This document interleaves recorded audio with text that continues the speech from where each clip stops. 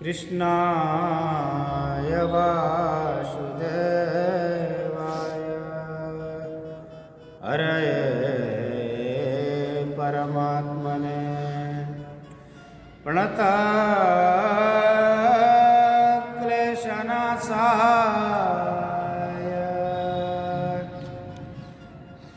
गोविन्दाय नमो नमः।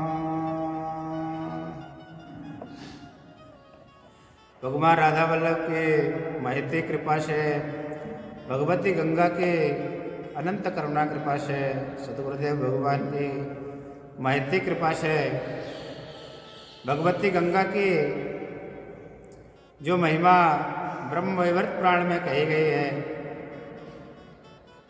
उसे आज कहते हैं, उसका श्रवण करते हैं। ब्रह्म वैवर्त पुराण में एक बड़ी दिव्य कथा भगवती गंगा की प्राप्त होती है। एक कलिंग देश में एक ब्राह्मण देवता निवास करते थे। वो ब्राह्मण देवता, यद्यपि उनका ब्राह्मण कुल में जन्म हुआ था, लेकिन उनका ब्राह्मणों वाला कोई भी कर्म नहीं था। ब्राह्मण कुल में जन्म लेने के बाद न संध्या से कुछ लेना देना, न कुछ स्नान ध्यान से लेना देना, न किसी सत्कर्म से लेना देना। सुबह से शाम तक वो झूठ ही झूठ बोलते थे। और एक वैश्य कुल की विधवा स्त्री के साथ उन ब्राह्मण ने विवाह किया हुआ था।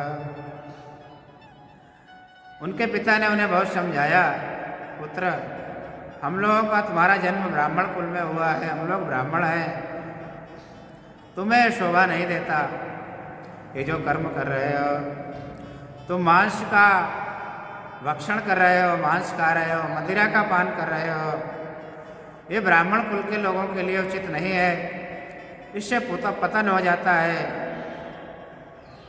ये तुम्हारे लिए उचित नहीं है। पिता ने बहुत समझाया, लेकिन फिर भी जब वो नहीं माने, उनके क्लेश के कारण, उनके दुख के कारण उनके पिता का भी शरीर पूरा हो गया। उनकी माता भी जो है इस धराधाम से चली गई। ये इतने आताथाई थे, यहाँ तक वर्णन किया गया है कि एक कुल्हाड़ी लेके सदैव घूमते थे। यदि कोई वृक्ष इनके सामने हरा आ जाए तो उसको काट डालते थे कि तुम मेरे मार्ग में आ गया। कोई चींटी, कोई छोटा कीड़ा यदि इनके चलते समय इनके पास में आ जाए, इनके पैरों में आ जाए, तो उसे पैरों से अपने मार डालते थे। तेरी इतनी हिम्मत, मेरे पैरों के समीप तू आ गया। इतने अत्यधिक आताताई स्वभाव के थे। कलिंग देश में अपने उस विधवा स्त्री के साथ रहते रहे, जिसको इन्होंने पत्नी बना लिया था। एक बार क्या हुआ कलिंग देश में कि अकाल पड़ गया, बारिश का होना बंद हो गया। जब मेघों ने बारिश नहीं की, बहुत समय तक वृष्टि नहीं हुई, तो अकाल पड़ गया। चारों तरफ लोग भूख से व्याकुल होकर के शरीर पूरे होने लगे, लोगों की मृत्यु होने लगी। इनके पास में तो कुछ बचा नहीं था। सब कुछ इन्होंने उस जो विधवा स्त्री के साथ में जो इन्होंने विवाह किया था, उसके साथ में वो सारा धन जुआ में, मदिरा पान में, मांस इत्यादि भक्षण में, दुर्व्यसनों में सब नष्ट कर दिया था पिता का शरीर होने के बाद।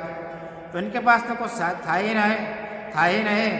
इनके मन में आया कि हम यहाँ रह के क्या करेंगे, हमारे पास कुछ है भी नहीं, क्यों भूखे मरे, चलो यहाँ से चला जाए। ये उस अपनी भार्या को लेकर के वहाँ से निकल पड़े। चलते चलते एक गहन जंगल में पहुँच गए। और जंगल में जब ये ब्राह्मण देवता जा रहे थे अपनी भार्या के साथ में गमन कर रहे थे, उसी समय इनके ऊपर एक बाघ ने हमला कर दिया। बाघ ने जैसे हमला किया तो ये घबरा गए, क्या करते। बाघ ने तो इनकी गर्दन को, इनके गले को पकड़ लिया और इनको तुरंत ही वध कर दिया। गले को इनके शरीर से विभक्त कर दिया। ब्राह्मण देवता की मृत्यु हो गई और उस पूरे शरीर का बाघ ने भक्षण कर लिया, पूरे समग्र मांस का भक्षण कर लिया। पैर का जो मांस था वो बचा हुआ था बाघ का, उधर पूर्ति हो गई, बाघ ने उसको छोड़ दिया और चला गया। उसके पश्चात वहाँ एक गीध आया और गीध ने आकर के वो जो मांस भाग बचा हुआ था पैर का उसको उठा लिया और लेकर के आकाश में उड़ने लगा। उड़ते उड़ते जब वो ऊपर गया उस जंगल में आकाश में, तो दूसरे पक्षियों ने देखा कि गीध तो मांस लेके जा रहा है। दूसरे पक्षियों ने उस गीध के ऊपर जो है आक्रमण कर दिया। वो गीध के पीछे उस मांस को छुड़ाने के लिए भागे कि मांस मुझे प्राप्त हो जाए। वो मांस को बहुत देर तो गीध उस पक्षियों से बचाता रहा, लड़ता रहा, लेकिन अकेला बेचारा गीध कब तक उन हजारों पक्षियों से लड़ता। उसने वो मांस का जो पिंड था उसको छोड़ दिया और वो उन पक्षियों से लड़ने लगा। इधर इन ब्राह्मण देवता का जो शरीर पूरा हुआ, तो इन्होंने कोई कर्म तो ऐसा किया ही नहीं था जो इन्हें किसी अच्छे लोग की प्राप्ति हो सके, स्वर्गादि लोगों की प्राप्ति हो सके। तो ये सीधे यमराज की पुरी में गए और यमराज ने कहा कि इनका वही खाता निकाला जाए, इन्होंने कितने पुण्य कितने पाप किए हैं। तो जब उनका पुण्य पापों की गणना की गई तो उन्होंने कुछ पुण्य किया ही नहीं था जिससे उन्हें किसी अच्छे लोग की प्राप्ति हो सकती। उनकी गणना करने के बाद हे यमदूतों ने बताया, हे भगवान यम, हे भगवान, इन्होंने इतने पाप किए हैं अपने जीवन में कि जितने नरक हैं हमारे यहाँ, इन सभी नरकों में इन्हें एक के बाद एक इन्हें सभी नरकों में रखा जाए। जब एक नरक का, जैसे कुंभिपाक नरक है, तप्त सूर्म नरक है, इत्यादि जितने भी नरक हैं, इन सभी नरकों में इन्हें एक एक करके रखा जाए। जब ये सभी नरकों को भोग लेंगे उसके बाद फिर इन्हें मल का कीड़ा बनाया जाए, उसके बाद इन्हें नाली का कीड़ा बनाया जाए, फिर इन्हें शमशान का वृक्ष बनाया जाए, फिर इनको गधा बनाया जाए, सुगर बनाया जाए। इस तरह बड़े विस्तार से वर्णन है, उसका कहाँ तक वर्णन करेंगे।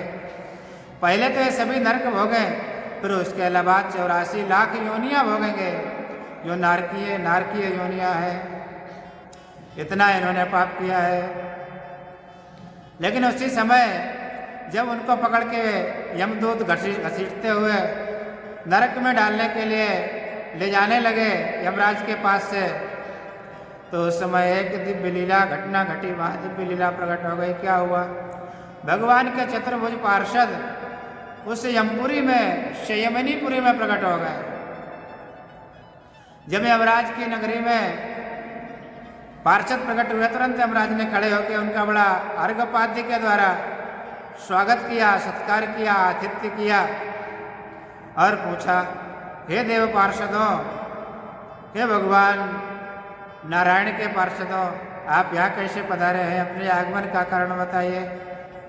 पार्षदों ने कहा कि जिन ब्राह्मण देवता को आप लेके, आपके पार्षद लेके आए हैं, आपके लोक में आए हैं, इनको हम भगवान के धाम में ले जाने के लिए आए हैं।